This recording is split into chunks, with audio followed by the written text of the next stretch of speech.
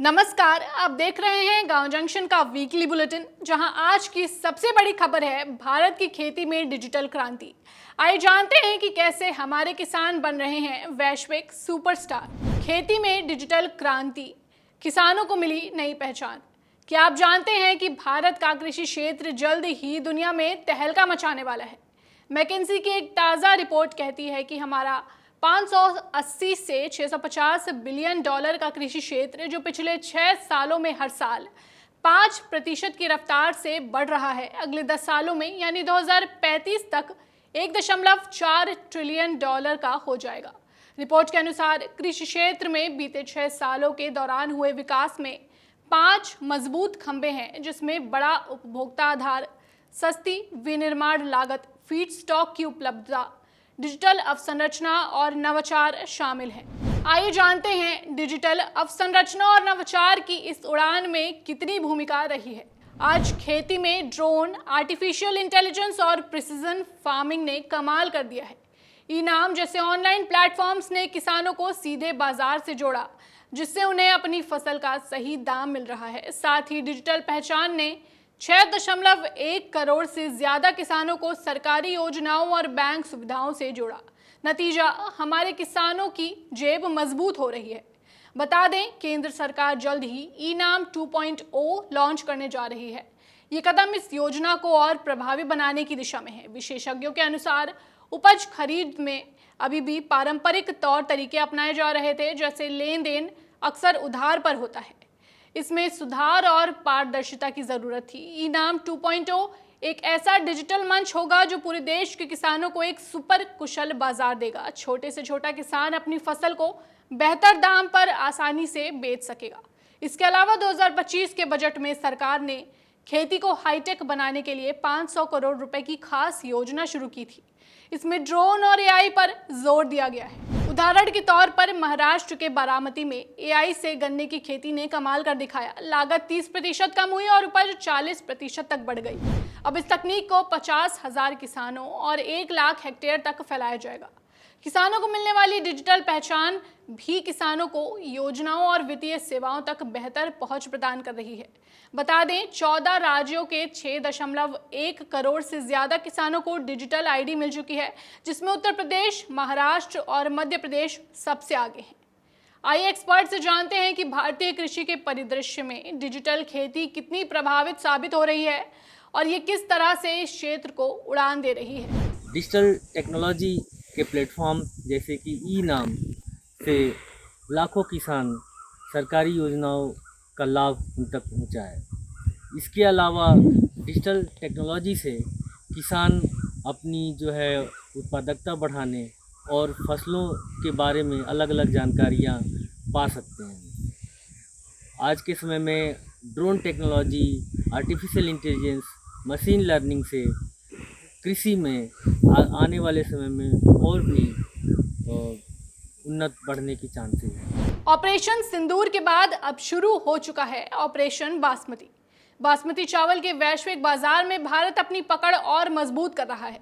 हरियाणा और पंजाब के 80% बासमती निर्यात के साथ भारत खाड़ी देशों, यूरोप और अमेरिका में छा रहा है।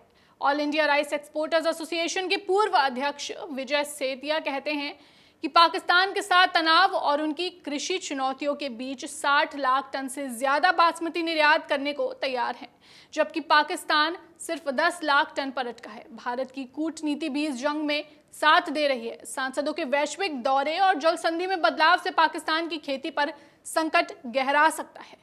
हरियाणा के निर्यातक हर साल 18 से 20 हजार करोड़ की विदेशी मुद्रा कमा रहे हैं। लेकिन सवाल यह है, क्या सिंधु जल संधि का प्रभाव पाकिस्तान की बासमती खेती पर सीधा असर डालेगा और आने वाले समय में भारत को इसका फायदा कैसे मिलेगा? एक्सपर्ट से जानते हैं। पाकिस्तान में जाने वाला सिंधु जल बंद कर दिया है।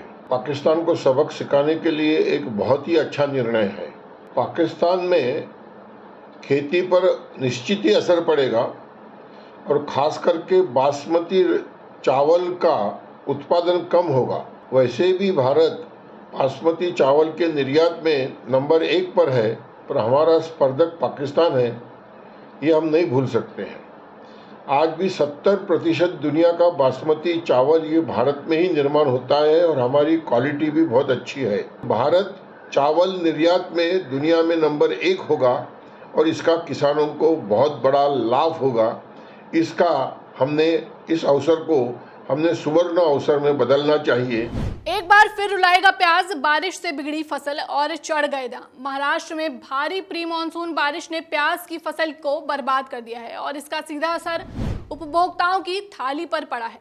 लासलगांव की मंडियों में बीते 15 दिनों में प्याज के दाम करीब 20% तक बढ़ चुके हैं, यानी दाम 11.50 रुपए से बढ़कर 14 रुपए प्रति किलो हो गया है। खुदरा बाजार में प्याज अब 30 से 40 रुपए किलो बिक रहा है। हालांकि रबी सीजन में उत्पादन 18% ज्यादा हुआ है, लेकिन बारिश ने तस्वीर ही बदल दी है। विशेषज्ञों का कहना है सरकारी खरीद से दाम और चढ़ सकते हैं। विकसित कृषि संकल्प से अब हर किसान होगा खुशहाल। देश में विकसित कृषि संकल्प अभियान जोर पकड़ रहा है। इस महाअभियान की शुरुआत 29 मई से हुई थी। अभियान के तहत केंद्रीय कृषि मंत्री शिवराज सिंह चौहान ने अब तक उड़ीसा के पुरी से लेकर जम्मू कश्मीर, हरियाणा, उत्तर प्रदेश, बिहार और महाराष्ट्र के कई जिलों का दौरा किया है। उन्होंने किसानों के साथ बातचीत की, फसलों का निरीक्षण किया और उनकी समस्याएं सुनी। खास बात यह है कि महाराष्ट्र के पुणे में उन्होंने मंडी का भी दौरा किया और किसानों के साथ पौधारोपण किया। उन्होंने शिमला मिर्च, केले, मूंगफली, टमाटर की खेती का निरीक्षण किया और फसलों पर कीट और वायरस के प्रभावों की जानकारी ली। इस अभियान में अब तक 2170 टीमों ने 7368 गांवों का दौरा किया है और करीब 7,95,000 किसान जुड़ चुके हैं। शिवराज सिंह चौहान का मकसद है कि इस देश के हर किसान तक इस अभियान की जानकारी पहुंचे और उनकी खेती में सुधार हो।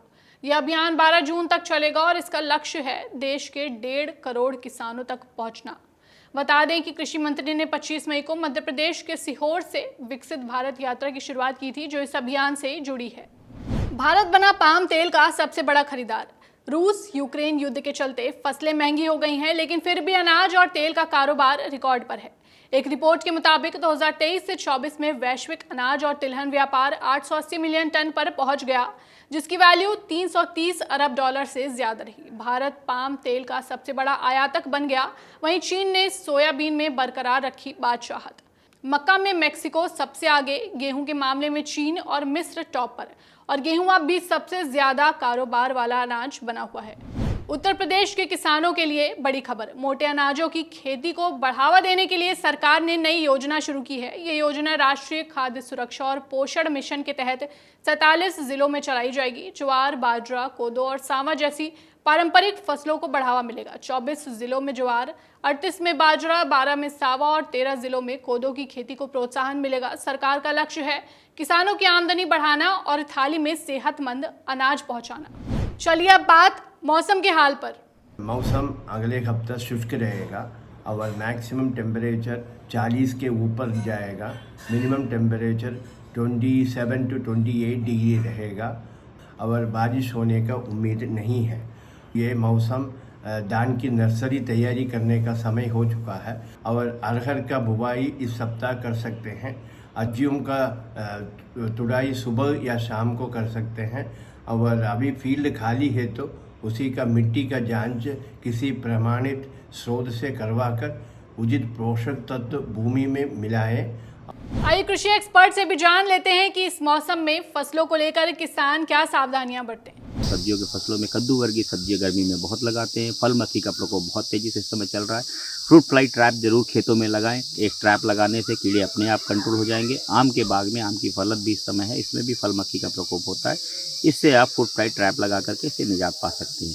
तो चारा वाली भी फसलें हैं, गर्मियों में चारे की बहुत समस्या होती है, वहाँ भी बहुत सारे कीड़ों का प्रकोप हो जाता है। तो ऐसे में मेरी सलाह ये है कि केवल नीम ऑयल का ही प्रयोग करें। किसी भी रसायन का प्रयोग चारे वाली फसलों में न करें, अन्यथा क्योंकि वो फसल जो है अगर अवशेष रहेंगे रसायन का तो वो पशु के स्वास्थ्य पे अब बुरा असर डालेगा। अब 5 लाख रुपए में ही हो जाएगा 30 लाख का काम। बेंगलुरु के एक प्रगतिशील किसान ने सिर्फ 5 लाख रुपए की लागत में 7 फीट ऊंचा नेट हाउस बनाकर सबको हैरान कर दिया है। इस संरक्षित खेती में 9 महीने तक शिमला मिर्च की खेती होती है, जो कीट पतंगों से पूरी तरह सुरक्षित रहती है। शिमला मिर्च का पौधा 8 फीट तक ऊंचा होता है और इस नेट हाउस में प्रति एकड़ 50 से 60 कुंतल तक उत्पादन होता है। खास बात यह है कि 2 महीने में ही उत्पादन शुरू हो जाता है और 5 साल तक नेट हाउस चलता है। इस तकनीक से किसानों को 5 लाख रुपए खर्च कर 15 लाख रुपए तक की फसल मिल रही है। स्मार्ट इनोवेशन के बारे में अधिक जानकारी के लिए गांव जंक्शन के YouTube चैनल पर वीडियो देखें, लिंक कमेंट बॉक्स और डिस्क्रिप्शन में है। वीकली बुलेटिन में फिलहाल बस इतना ही। अगले हफ्ते शनिवार शाम 5 बजे हम फिर हाजिर होंगे ग्रामीणों, किसानों और महिलाओं के सरोकार से जुड़ी खबरों के साथ। तब तक के लिए बने रहें गांव जंक्शन के साथ। नमस्कार।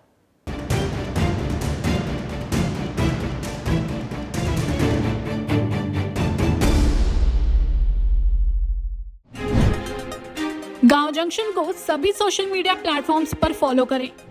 व्हाट्सएप चैनल और जीमेल आईडी पर भी संपर्क साध सकते हैं।